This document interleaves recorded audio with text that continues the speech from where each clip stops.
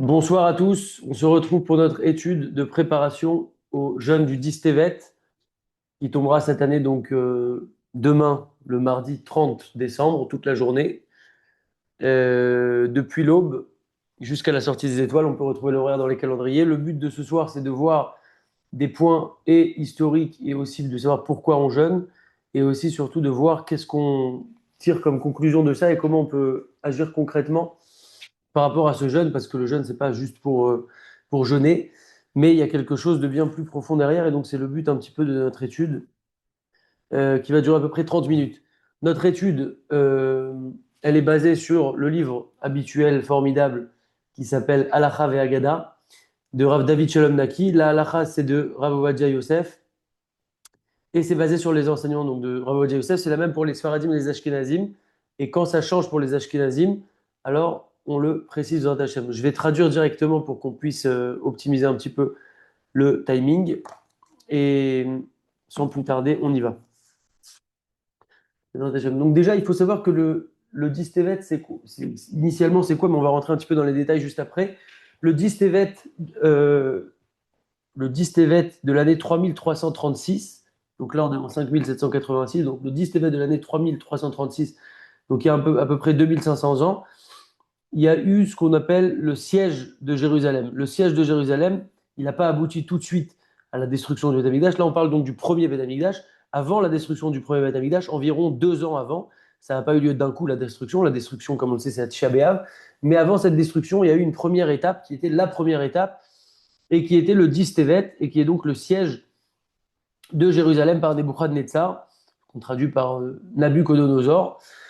Et donc, en tant que première étape, même si le Beth Amikdash, encore une fois, il a été détruit que à peu près 2 ans plus tard, le premier Beth Amikdash qui avait été construit par Shlomo Ameler et qui aura duré au total 410 ans, eh bien, ce 10 Tevet, ça a été la première étape. Pourquoi on se souvient de la première étape? Parce que dès qu'il y a eu cette étape, en fait, il y a eu beaucoup de problèmes et c'est ça qu'on va un petit peu raconter ce soir. C'est pas juste un siège. Il y a eu toutes les conséquences qui ont été entraînées par ce siège-là. Et le prophète Yecheskel, il ramène une parabole, en fait. C'est comme si on prend une marmite et on la met sur le feu. Alors, si maintenant on vient pas retirer cette marmite ou éteindre le feu ou qu'on fait pas quelque chose, eh bien cette marmite, elle va finir par brûler complètement. Et donc, c'est le 10 Tevet, c'est comme le moment où on a mis la marmite sur le feu. Et ensuite, le peuple n'a malheureusement pas fait Teshuvah. Et donc, finalement, la marmite a brûlé pour reprendre cette image-là. Euh, donc, ça, c'est au niveau, ça, c'est au niveau historique. Au-delà du siège, donc le siège, il a entraîné beaucoup de problèmes. Il a entraîné qu'il y a eu de la famine, il y a eu des maladies, beaucoup de personnes qui sont mortes, etc. Et on va essayer de comprendre un petit peu l'ampleur de tout ça. Donc je vais traduire directement. Déjà, il faut remettre un petit peu le contexte en place. À cette époque-là, il y a eu des fautes qui ont été commises, des fautes qui étaient très graves, très importantes. On ramène différentes fautes. Parmi ces fautes-là, il y a la Avodazara. La Avodazara, ça se traduit par l'idolâtrie. Aujourd'hui, on a du mal à comprendre comment ça pouvait être quelque chose de séduisant, l'idolâtrie. Aujourd'hui, on nous montre une idole, ça ne nous fait rien. On se dit, bon, bah, c'est bizarre. En fait, il faut comprendre qu'à l'époque, l'idolâtrie, c'était quelque chose de très, très fort, puisque les gens pouvaient s'adresser aux idoles et ça marchait très souvent. Et donc, c'est pour ça que c'était tentant.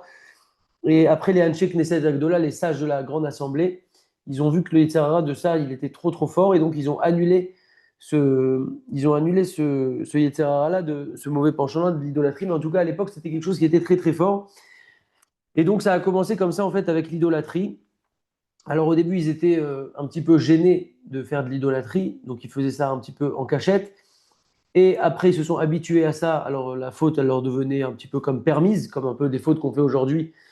Au début, on est un petit peu gêné. Petit à petit, on voit on rentre dans la spirale comme ça, de la faute.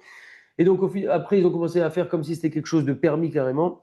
Après, ils se sont même plus dérangés pour se cacher pour faire la Vodazara. Ils le faisaient tranquillement comme ça dans leur maison.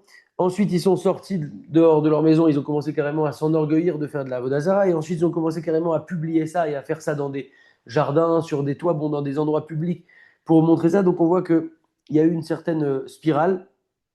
Et en fait, après de cette faute de Avodazara, il y a eu plein de fautes qui se sont enchaînées suite à ça. Encore une fois, on est à l'époque du premier Beth Amikdash, il y a un peu plus de 2500 ans. Et nos Chachamim, ils ont dit qu'en fait, il y a plusieurs sources à ça. il y a plusieurs sources de fautes qui ont détruit le Beth Amikdash. On a nos Chachamim qui nous dit que Yerushalayim a été détruit parce qu'ils ont profané le Shabbat. Rabbi Abaou, il dit que parce qu'ils ont annulé le Kriyat Shema du matin et du soir.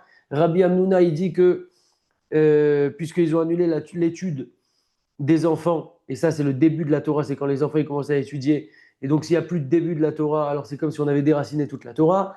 D'après Oula, il dit que c'est parce qu'il n'y avait plus de gêne et de respect les uns vis-à-vis des autres, plus de honte les uns vis-à-vis des autres. Rabbi Amram, il dit c'est parce qu'ils ne se sont pas reprochés les uns aux autres les éventuelles fautes qu'ils faisaient. Et Rabbi Yehuda, il dit c'est parce qu'ils ont méprisé les sages, les Talmidei Chachamim. Et encore, nos Chachamim, ils ont dit que le Baït Rishon, le premier Beth Amikdash, il a été détruit, c'est ce qui est connu, à cause de 3 fautes, qui sont Avodah Zara, l'idolâtrie qu'on a dit juste avant, Gilou Yarayot, la débauche, et Shfichut Damim, le meurtre. Par rapport à ces 3 fautes-là, d'ailleurs, il y a un rav qui s'appelle Rav Moshe Leitner, qui nous dit qu'en fait, ces 3 fautes-là, elles ont été commises. Et en fait, les punitions qui ont été données à ces gens-là, elles étaient en rapport directement avec chaque faute. Ceux qui faisaient de l'idolâtrie, ils ont été frappés par la peste. Ceux qui étaient coupables de relations interdites, ils ont été frappés par la famine. Et ceux qui étaient coupables de meurtre, alors eux, ils mouraient par l'épée. Donc encore une fois, il faut reprendre le contexte, il faut comprendre que ce qui se passait à l'époque, c'était quelque chose d'assez grave, on va dire. Et suite à tout cet engrenage de fautes, alors il y a Akadosh Baruch Hu qui a envoyé des prophètes pour réprimander le peuple et pour les mettre en garde. Vaishlach et Dravdi à Nevi'im, donc Bémécher Kolotet Koufa, donc au fur et à mesure de toute cette époque-là, Akadosh Baruch Hu, il a eu pitié du peuple, puisque Akadosh Baruch Hu, il voit tout ce qui se passe, et il a attendu, il est Erech Hapaim, comme on dit, Erech Hapaim, c'est-à-dire qu'il est longanime, il attend, il patiente, parce qu'à chaque fois, Hachem, il se dit, bon, peut-être ils vont revenir Betchouva, peut-être ils vont faire Tchouva, etc. Et dans sa grande bonté, alors Akadosh Baruch Hu, il a envoyé des, des Nevi'im. Parmi ces Nevi'im-là, il y a eu Eliyahu Hanavi, Elisha, Yeshaya, Tzfania, Oria, Irmia. En fait, très souvent, le rôle des Nevi'im, des prophètes, c'est de mettre en garde le peuple pour qu'il se remette dans le droit chemin. Et, et ils ont mis le peuple en garde sans cesse, de plus en plus à cette époque. Mais malheureusement, c'est, comme on dit, tombé dans l'oreille d'un sourd. Les Bnei Israël, ils étaient extrêmement enfouis dans leur faute et ils ont refusé de recevoir là. Et à l'époque de la destruction du Beth Amikdash, il y avait spécialement 3 Nevi'im qui étaient là en rôle, en poste en quelque sorte. Irmiyahu Hanavi, lui, il était responsable de parler au peuple dans tous les endroits extérieurs, publics, etc. Tzfania, lui, il devait parler dans les Beth Knesset et les Beth Midrash pour réprimander le peuple. Hulda Hanevia, elle devait s'occuper des femmes pour les réprimander. Donc il y avait ces 2 prophètes-là et cette prophétesse-là, et c'est eux qui étaient responsables de dire au peuple, réveillez-vous, il y a un problème, etc. Maintenant, Irmiyahu Hanavi, lui particulièrement, il est appelé Navi Achorban. Il est appelé le prophète de l'époque de la destruction du Beth Amikdash, parce que lui, il a vu vraiment tout ce qui s'est passé, et il a vu ce qui allait arriver. Il a vu qu'allait arriver un moment, il a eu une prophétie comme ça, que si ça allait continuer comme ça, ils vont complètement être exilés et que Akadosh Baruch Hu va retirer sa présence. Et donc il a expliqué ça déjà 40 ans avant la destruction du Beth Amikdash. Il a parlé au peuple, il leur a dit faites teshuva, sinon le Beth Amikdash il va être détruit. Malheureusement le peuple n'a pas écouté et donc après est arrivée l'histoire de la destruction du Beth Amikdash. Maintenant comme on a dit au niveau historique, on va reprendre les éléments, on va pas reprendre tous les éléments parce que les éléments, il y a toutes les instructions qui sont liées à Tisha B'Av pour le premier Beth Amikdash, mais aussi Tisha B'Av pour le deuxième Beth Amikdash. Maintenant, on va reprendre les éléments qui sont plus spécifiques par rapport au 10 Tevet, puisque on est maintenant le 10 Tevet, donc de comprendre un peu les éléments. Donc à partir de ce moment-là, il y a la prophétie de Irmia qui a commencé à se réaliser. Et donc c'était le roi à l'époque, c'était Tzidkiyahu. Et Nebuchadnezzar, Nabuchodonosor, donc comme on a dit, il a commencé à se diriger vers Yerushalayim. Et à un moment, il est arrivé dans une ville qui s'appelle Rivla. Et là, il a eu un doute. Il avait un peu peur qu'il lui arrive un mauvais sort, etc. Donc, il a eu un doute.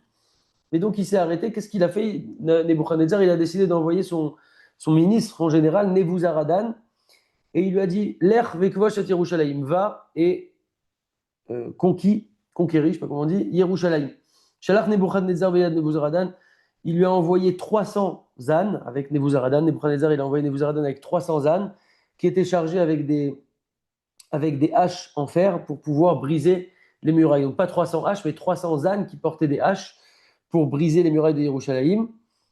Et c'est en fait le 10 Tevet qu'il est arrivé Nebuzaradan à Yerushalayim, donc le 10 Tevet comme ce jeûne-là qu'on fait. Vesamota Bematzor, et à ce moment-là, il y a eu le siège de Yerushalayim. Il a mis des soldats tout autour de la muraille de Jérusalem pour que personne ne puisse sortir de Yerushalayim, non seulement pour ne pas s'enfuir, mais aussi pour ne pas pouvoir approvisionner la ville avec toutes les choses dont la ville avait besoin. Et en même temps, il essayait de briser la muraille. Mais à ce moment-là, Kadosh Baruch Hu, il n'avait pas encore décidé de détruire Yerushalayim. C'était pas encore décrété. C'était pas encore signé plutôt, le décret d'Akadosh Baruch Hu. Et donc Nebuzaradan, il essayait de casser la muraille, mais toutes les haches qu'il envoyait, ça faisait rien, il n'y avait pas de conséquences, la muraille restait en place, mais malgré tout, il y avait ce siège, comme on a dit. Après, ils ont essayé les soldats, ils ont essayé d'envoyer des flèches, ils ont essayé d'envoyer des pierres, mais Akadosh Baruch Hu, il maintenait quand même les gens de Yerushalayim, toujours dans cette idée-là de se dire peut-être qu'ils vont faire tchouva. Et donc, Akadosh Baruch Hu, il attendait. Et la muraille, elle n'était pas encore détruite à ce moment-là. Il y avait des gens qui étaient très forts à Yerushalayim et qui se battaient et qui se défendaient.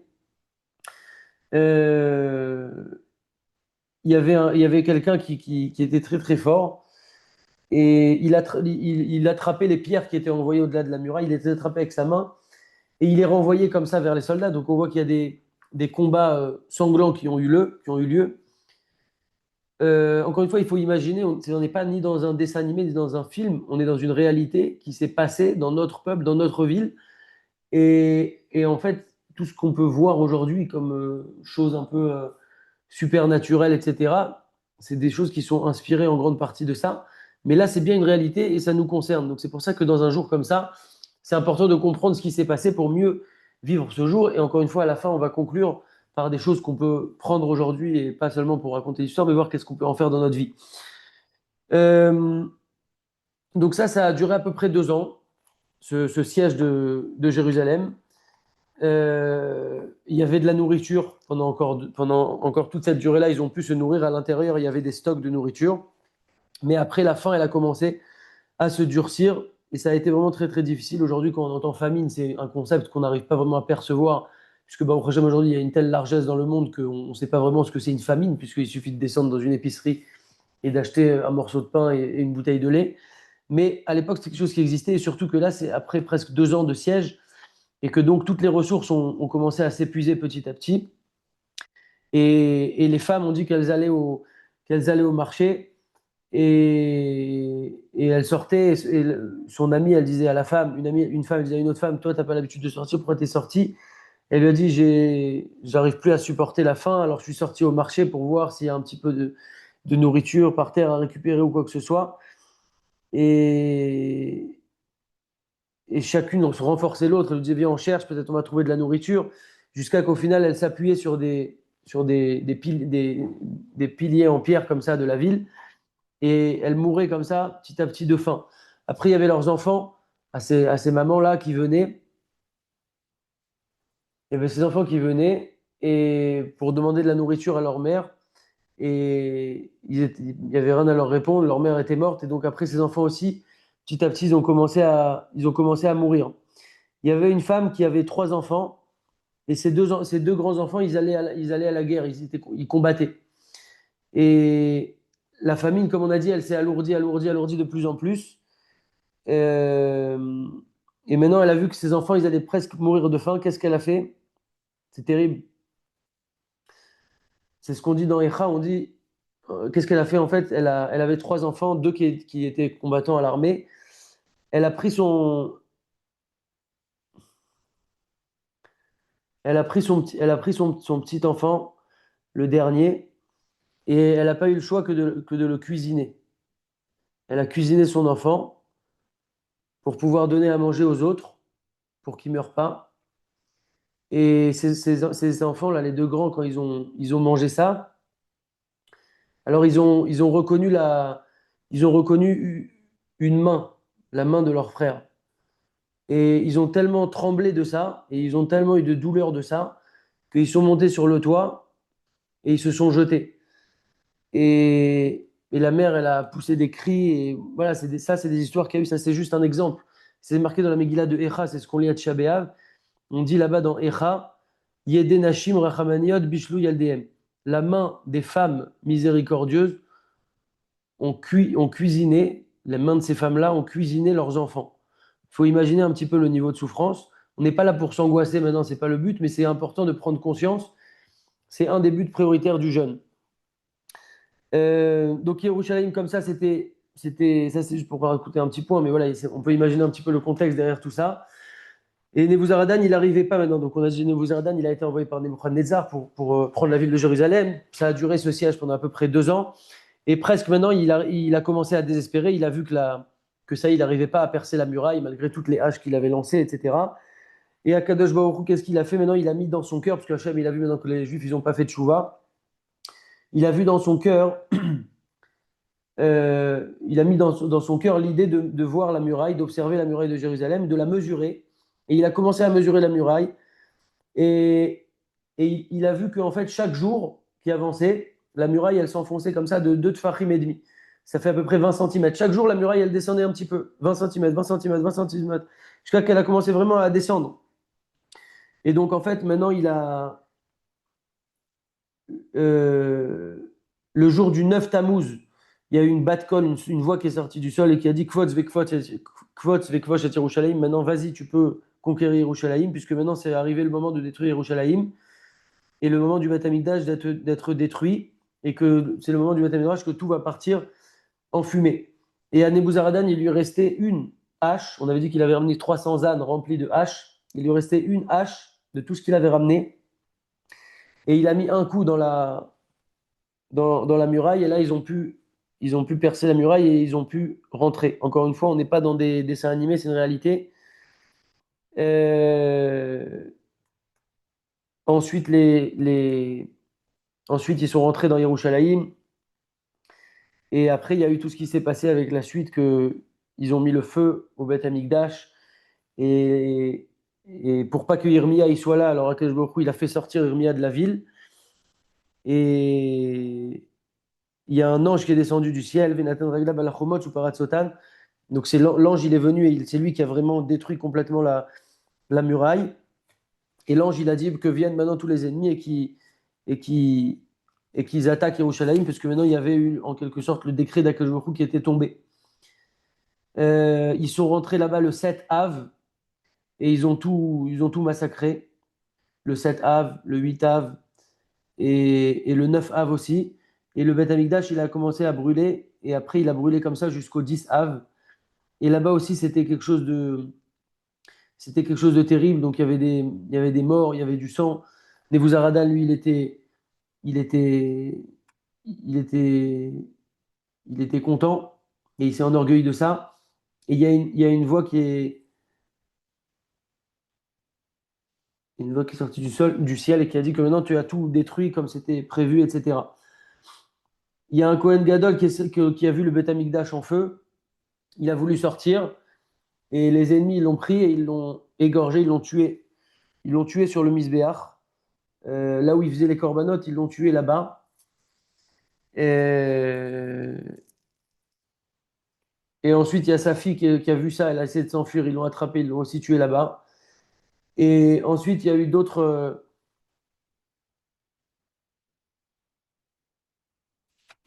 Kohanim qui se sont réunis et qui sont montés sur le toit du Echal là-bas dans le Beth Amikdash. Et ils ont dit à Akadosh Baruch Hu, voilà, on n'a pas mérité d'être des bons Gizbarim, de bien gérer le Beth Amikdash, de faire tout ce qu'il fallait, que les clés, elles te soient données. Ils ont jeté les clés du Beth Amikdash.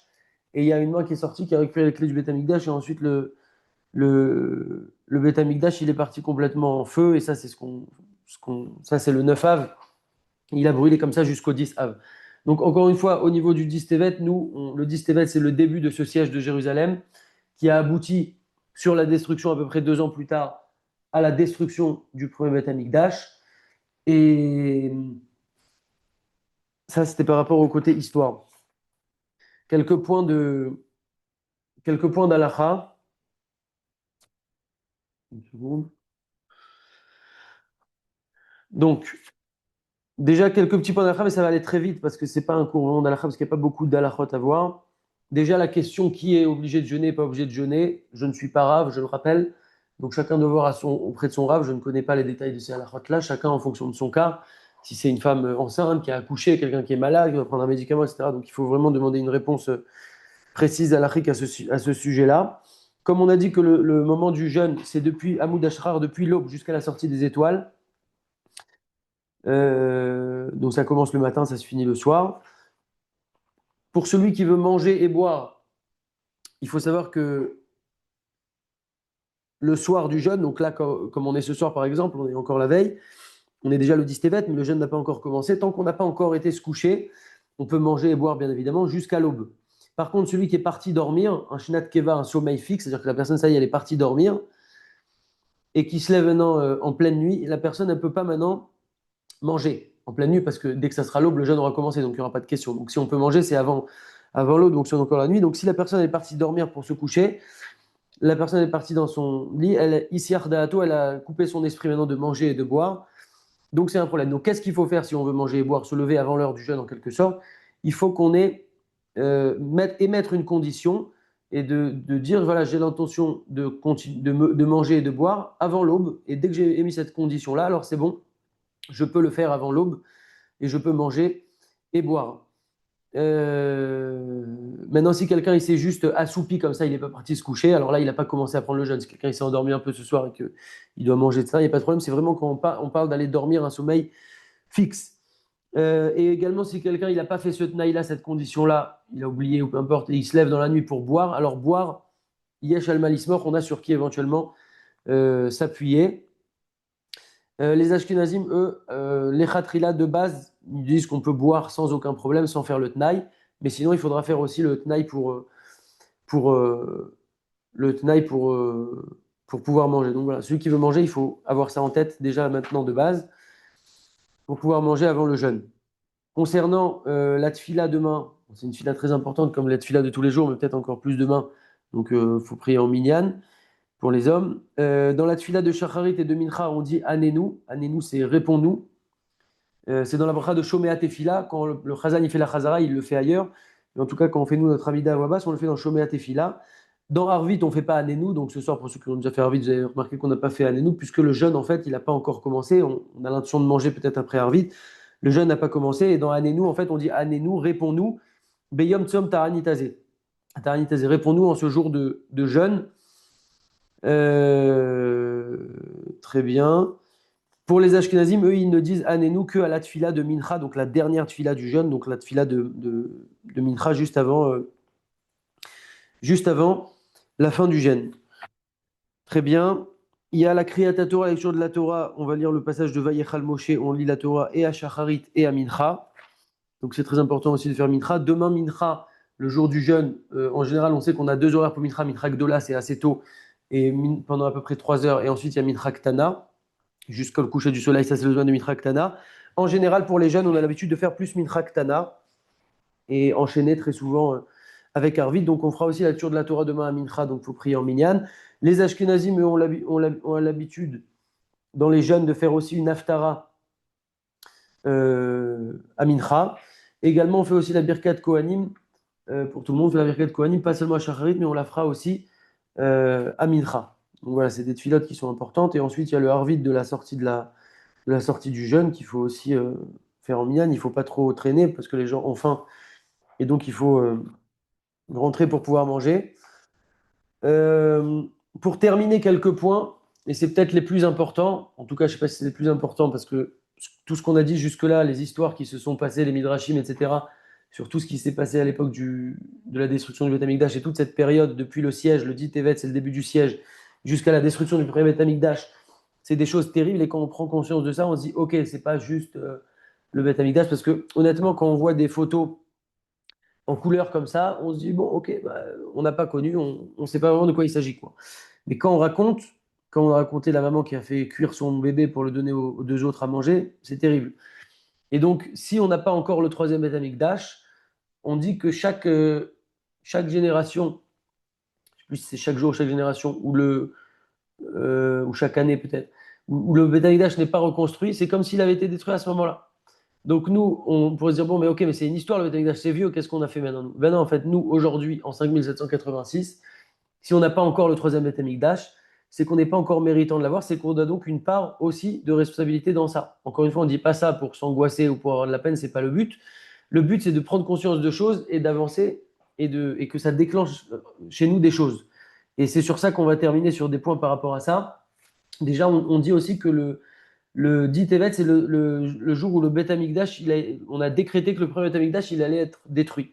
Alors, ça n'avait pas encore été tamponné, signé, etc. Parce qu'après, Hachem, il a encore laissé une porte de Teshuvah. Mais en tout cas, ça avait été décrété le dit Tevet que maintenant, le Beth Amikdash sera détruit. Alors, on dit que chaque année, le dit Tevet, ça va être le jour où on va décider si le Beth Amikdash, il va être, oui ou non, reconstruit cette année. Donc là, c'est un jour hyper important. On va décider si le Beth Amikdash, il va être détruit, il va être reconstruit, Bezrat Hachem, plutôt, cette année. Et ça dépend de nos actions. Aussi, le Rambam, il nous rappelle que le but d'un jeûne, ça c'est très important. Matarat Tataanit, le Rambam, il nous dit que Kol Israël Mitaranim Be'emel, on joue dans ces jeûnes-là, donc le jeûne comme le 17 Tammuz, Tisha B'Av, Asara Betevet, le 10 Tevet, etc. Mipnei Atzarot Sheiru Bahem, à cause des malheurs qui nous sont arrivés. Kedé les horaires à l'Evavot, pour éveiller les cœurs, Veliftoach et Darkei Tshuva, et ouvrir les chemins de la Teshuva. C'est vraiment ça le but du jeûne. Veillez zikaron les maasenu araim. Et ça va nous rappeler de mauvaises actions. Parce que quand on jeûne, alors bon, là, ok, on discute, etc. Le jeûne, il n'a pas encore commencé. Demain, à 15h, on va se dire waouh, j'ai faim, waouh, j'ai soif. Pourquoi je jeûne? Ah, parce qu'il y a eu un malheur, des malheurs, plusieurs malheurs, des catastrophes, c'était terrible. De la famine, du sang, des meurtres, etc. Pourquoi il y a eu ça? Parce que les Israéliens ils ont fauté. Avec toutes les fautes qu'on a citées, les différents avis des Amoraïm, etc., qui nous disent voilà, ils ont fauté ça et c'est la raison de la destruction. Ça, c'est la raison de la destruction. Ça, c'est la raison de la destruction.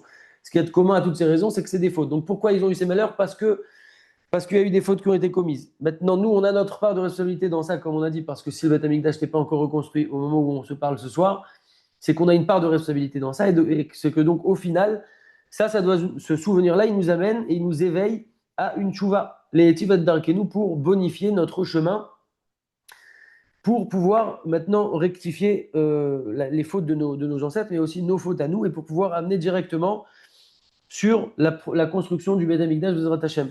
Aussi, il faut savoir, et ça c'est rassurant, c'est qu'il y a une réponse qui a été donnée par Akadosh Baruch Hu au Navi Zecharia, et il lui a dit comme ça, il est marqué comme ça là-bas, il est marqué Koamar Hashem, ainsi a dit Hashem, Hashem Tsevaot, Tzom Revi, le quatrième jeûne.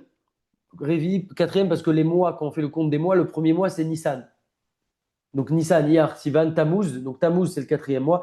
Donc le jeûne du quatrième mois, c'est 17 Tammuz. Le jeûne du cinquième mois, c'est Tisha B'Av. Le jeûne du septième mois, Tzom HaShevi, c'est le jeûne de Guédalia. Vetsom Asiri et le jeûne du dixième mois. Le dixième mois, c'est le mois de Tevet, toujours en partant de Nissan dans les mois. Donc ces quatre jeûnes-là, les Bet Yehuda, les Sasson ou les Simcha ou le Moradim Tovim, ça sera des jours de joie et d'allégresse et des bons jours de fête. Ve'emet ve'ashalom à vous, et il y aura le Emet, il y aura le Shalom. Donc c'est prévu que ces jours-là, ils soient transformés en des jours de joie. Mais encore une fois, en attendant, nous, on a un travail à faire par rapport à ça. Le travail qu'on doit faire, c'est de faire tchouva, c'est de faire une introspection. La tchouva, c'est vrai on en parle très souvent au mois de Tishri, au mois d'Elul, on commence à en parler au mois d'Elul. On fait tchouva, on parle beaucoup de tchouva, on dit que les étapes de la tchouva, c'est de regretter les fautes commises, mais de regretter sincèrement, pas d'en rigoler encore un petit peu, quoi que ce soit, de regretter sincèrement, de parler, de dire les fautes commises, le vidouille, de confesser les fautes commises, parce que c'est comme ça qu'on prend conscience véritablement de la gravité des fautes, parce que tant que je les ai dans la tête, alors ça va, mais j'ai l'impression que c'est pas grand-chose, mais dès que je dis, ah, j'ai fait ça, quand on lit les Tachanunim, prenez un livre traduit comme Porte de la délivrance, qui est un super sido, et quand on lit les choses et on se dit, ah ouais, en fait, il y a toutes ces fautes-là que j'ai fait, c'est pas juste j'ai fauté au niveau global, c'est il y a ça, il y a ça, il y a ça, il y a ça. Encore une fois, pas pour s'angoisser ou tomber par terre ou s'affaler sur le sol et dire, waouh, je suis nul, mais pour se réveiller et se dire, ok, j'ai fait ça c'est mon passé, maintenant c'est moi qui décide de mon futur. Donc la confession des fautes et aussi l'engagement, la volonté sincère de ne plus recommencer et d'abandonner la faute et la volonté et l'engagement sincère de ne plus recommencer. Donc on parle beaucoup de tchouva au mois d'Elul, le mois de Tishri, mais en fait la tchouva c'est tout le temps. Et tant qu'on n'a pas le Beth Amikdash, a fortiori, ce qu'il faut savoir aussi c'est que chaque action qu'on fait, elle a un impact direct sur la venue du Mashiach. Donc en fait dans chaque mitzvah qu'on fait, chaque action, chaque étude de la Torah, chaque tfila, chaque recette, chaque bonne chose qu'on fait, elle a un impact direct et elle rapproche un petit peu plus et un petit peu plus et un petit peu plus. C'est pas qu'il y a une mitzvah sur 10 qui va rapprocher, c'est que chaque mitzvah, elle va rapprocher un petit peu plus la Géoula. Une fois, il y a quelqu'un que je connais qui s'appelle Emmanuel Elalouf, il a fait un cours et il a expliqué que dans la Tfila, et c'est très intéressant, toutes les brachot que vous verrez dans la Tfila, dans la Hamida, elles dépendent d'une capacité d'Akadosh Baruch Hu à faire les choses. Par exemple, Rephaenu, on a presque terminé. Donc, on demande à Akadosh Baruch Hu de guérir. Pourquoi? Juste avant la fin de la bracha, qui el rofer rachaman veneemanata. Car un Dieu qui guérit, miséricordieux et fidèle tu es, car tu es un Dieu guérisseur. Chaque bracha qu'on demande, parce que Akadosh Baruch Hu, tu as cette capacité à faire ça. Maintenant, il y a la bracha où on demande le Mashiach. Et tzemach David Avdecha, descendant de Mashiach, David ton serviteur, rapidement fait sortir, etc. Donc amène le Mashiach en quelque sorte. Et là-bas, pourquoi? C'est quoi la raison qu'on dit juste avant? Ki lishua techa ki vinu vetsipinu kolayom. Car en ton salut, et nous espérons et attendons toute la journée. Donc là, le paramètre qui fait dépendre la réalisation de la bracha, qui est la venue du Mashiach ici dans la bracha de Et Tzemach David Avdecha, ne dépend plus d'Akadosh Baruch Hu, mais dépend de nous directement. De nous comment? Comment on a espéré? C'est quoi qu'on a espéré? C'est qu'on dit ah, allez, s'il te plaît, Dieu, envoie-nous et on reste les bras croisés comme ça. C'est pas du tout. Vous avez compris que ça passe par nos actions. Et donc, chaque action qu'on va pouvoir faire, et bien, finalement, on est capable de hâter un petit peu plus la venue du Mashiach. Et à chaque fois un peu plus jusqu'à ce que ça va vraiment arriver. On dit que quand ça va arriver, personne ne va s'y attendre. Et encore plus maintenant avec tout ce qu'on voit, ce qui se passe dans le monde. Alors, très souvent, ces derniers mois ou années, on a dit ça y est, c'est la fin, c'est vraiment la fin, on y arrive, il y a le Mashiach. Mais en fait, il va arriver d'un coup et le mérite, on l'a maintenant, tant que c'est encore flou et brouillé. Donc, c'est maintenant qu'il faut agir. Pour terminer, j'avais vu un jour dans un feuillet qui s'appelle Mishkan Shiloh, j'avais imprimé ça. Il donnait là-bas quelques idées concrètes de tchouva. C'est très important toujours, comme il dit le Ramban dans la Higueret Ramban, quand tu te lèves d'une étude, tu te lèves tout de suite, vois qu'est-ce que tu peux appliquer de ton étude. C'est valable dans un cours de Moussar, c'est valable dans un cours de Gemara, c'est valable dans un cours d'Alacha. Tout de suite, il faut que tu aies toujours quelque chose à prendre. On n'est pas dans une religion de théorie, on n'est pas des philosophes, on est des juifs et on veut avancer. Et notre vie, c'est la Torah et les mitzvot principalement. Donc il faut toujours concrétiser ça, matérialiser ça, sinon on passe complètement à côté. On dit ah bah super, c'était mignon, c'était beau, on a compris que c'est un jour important, et on passe complètement à côté du but. Alors je vous lis juste ces quelques idées-là, et au passage le cours il sera enregistré si vous voulez le partager avec des personnes. Bon, il faut aller vite parce que c'est le 10 TV, mais je vais essayer de le mettre en ligne rapidement. Quelques points juste pour avoir quelques idées, c'est toujours bien d'avoir des idées. Se lever plus tôt pour se préparer à la tfila. Faire les brachot du matin à voix haute, comme toute bracha idéalement qu'on doit faire à voix haute, et si possible que quelqu'un réponde Amen. Faire la bracha de Asher Yatzar à partir d'un texte écrit et se réjouir de la santé que Kadosh Baruch Hu nous donne, parce qu'on rappelle que la bracha d'Asher Yatzar, c'est une grande ségoula pour la refoua, notre refoua, la refoua des autres, etc. Également, se laver les mains avant chaque tfila, mettre la tzedaka avant chaque tfila, avec le sourire, c'est très important. 5 minutes avant la tfila, étudier quelque chose de petit, très rapidement pour faire une petite étude comme ça. Chaque minute, il faut toujours viser la qualité dans le Limud Torah parce que personne n'a le temps, on prend le temps. Et il ne faut pas croire qu'un peu de temps par-ci, un peu de temps par-là, ça ne fait pas des très grandes choses. Au contraire, ça fait des très grandes choses. De répondre à Manier chez Meraba avec beaucoup de force, de faire attention à bien prier, de faire attention à ses yeux. Au passage, pour les yeux, on va bientôt rentrer à partir de Parashat Shemot, la semaine prochaine, dans la période des Shovavim. Shovavim, c'est sur 6 semaines. Shemot, Vairabo, Beshalach, Yitro, Mishpatim, c'est l'acronyme de ces parachiotes-là. C'est une période qui est propice à la réparation des fautes de Brit Mila. Il y a un groupe spécifique, bien évidemment, sur lequel on va reprendre et on va faire comme ça de temps en temps, peut-être pas tous les jours, mais peut-être tous les 2 jours, ou si je peux tous les jours, bien des petites vidéos audio pour se renforcer sur cette période-là, pour réparer tout ce qu'on doit réparer dans le domaine de la débauche, etc. Également, ne pas parler de choses profanes dans la synagogue. Étudier au moins chaque jour 2 halachot de Shabbat. Fixer un temps d'étude fixe. Euh, Encore quelques points. Lire des Teilim chaque jour pour la Hatzlacha du Ham Israël. Se renforcer dans notre Emouna. Éteindre notre téléphone avant la tfila ou avant une étude ou avant un cours. Pas forcément l'éteindre, mais moi, par exemple, personnellement, ce que je fais, Blinéder, c'est ce que je fais en général, je le mets en mode avion. Ou alors, si je ne le mets pas en avion, je le laisse dans mon sac ou dans ma poche. Juste le fait de ne pas l'avoir sur soi, on déconnecte pour mieux connecter. Ça, c'est un truc qui peut paraître simple, mais c'est un truc énorme. Vous pouvez tester. Également, faire Maïm Acharonim avant le Birkat. Faire le Birkat Amazon à voix haute et à partir d'un sidour. On rappelle au passage, c'est une grande ségoula pour la Parnassa. Très très bien. S'efforcer de ne pas s'énerver. Honorer chaque juif, juger chaque juif bien, euh, faire le Kriyat Shema à la Mita. Le Kriyat Shema à la Mita, c'est le schéma avec quelques petits passages de Tehillim et une bracha, c'est vraiment très rapide, ça dure à peu près 3 minutes. Quand on ne connaît pas les choses, ça peut paraître énorme, mais quand on prend l'habitude de les faire, c'est vraiment simple. Euh, Recevoir Shabbat un petit peu plus tôt. Voilà, bon, c'est quelques idées, c'est quelques points, c'est pas exhaustif, bien entendu, c'est pas cumulatif, on n'est pas obligé de tout faire, c'est juste l'idée d'avoir des points concrets. Et chacun peut imaginer les domaines dans lesquels il doit s'arranger. Et ça, c'est partie intégrante de notre tchouva, et c'est partie intégrante d'amener le Mashiach très bientôt, Bezrat Hashem, donc que ce 10 Tevet, on puisse faire en sorte que soit scellé, Bezrat Hashem, la venue du Mashiach, sincèrement, pour cette année. Et voilà, à nous de faire le travail, Bezrat Hashem. Razak à tous, je réactive les micros s'il y a des questions. Et Tzom Kal à tout le monde, Bezrat Hashem. Razak, je réactive les micros.